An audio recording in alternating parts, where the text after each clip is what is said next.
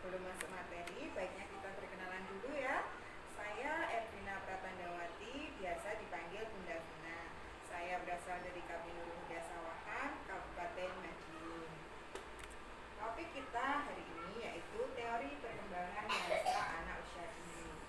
Apa sih bahasa itu? Bahasa adalah bagaimana cara kita mengungkapkan sesuatu, mengutarakan sesuatu, baik itu berupa keinginan, pikiran, harapan, permintaan, dan lain-lain untuk diri kita disampaikan kepada orang lain. Perkembangan dan pembelajaran bahasa anak usia dini. Di sini ada beberapa teori. Yang pertama ada teori behavioristik atau teori perilaku dari Skinner. Kemudian ada teori nativistik dari Chomsky. Dan yang terakhir ada teori konstruktivisme dari Piaget, Vygotsky, dan Gardner. Faktor apa saja sih yang mempengaruhi perkembangan bahasa anak? Nah, di sini ada faktor yang pertama, ada faktor lingkungan yang positif dan bebas tekanan. Jadi lingkungan itu harus benar-benar tidak ada kericuhan, tidak ada kekacauan. Kemudian pandang mata anak saat berbicara. Jadi kita harus face to face untuk berbicara dengan anak kita ya. Kemudian menyampaikan pesan verbal diikuti dengan pesan non verbal. Melibatkan anak dalam komunikasi.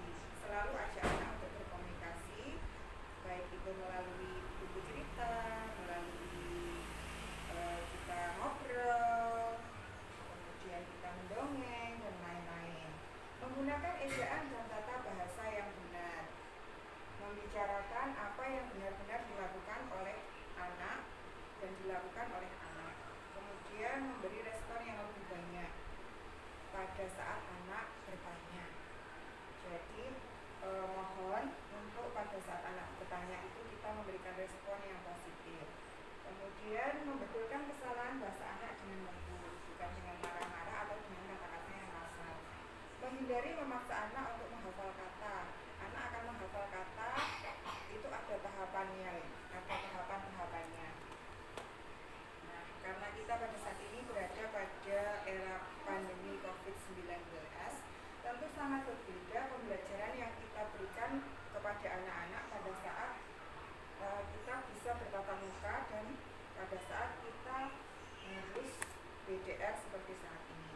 Pada saat pembelajaran tatap muka, kita bisa berinteraksi secara langsung dengan peserta didik, baik dengan metode ceramah, kemudian diskusi, demonstrasi.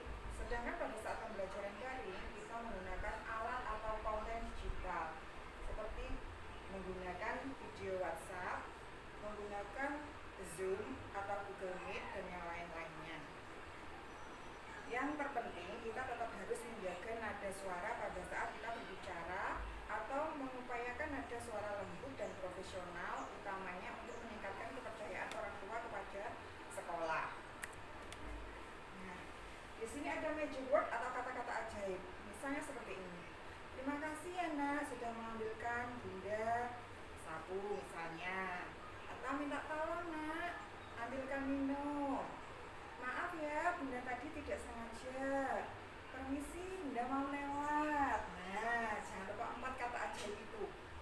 Untuk menggunakan kata-kata ini agar anak-anak juga terbiasa dalam mengucapkannya pada kehidupan mereka sehari-hari. Kesimpulannya, salah satu hal penting dalam bahasa adalah kemampuan komunikasi kita.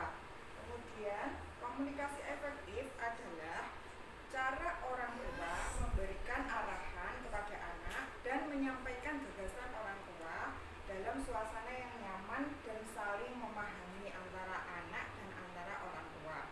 Kemudian tahapan perkembangan bahasa anak merupakan tahapan perkembangan yang anak harus dipahami oleh pendidik PAUD. Pendidik PAUD harus memahami di mana tingkat perkembangan bahasa anak-anak yang tidak sama antara anak satu dengan anak yang lainnya. Demikian yang bisa saya sampaikan pada materi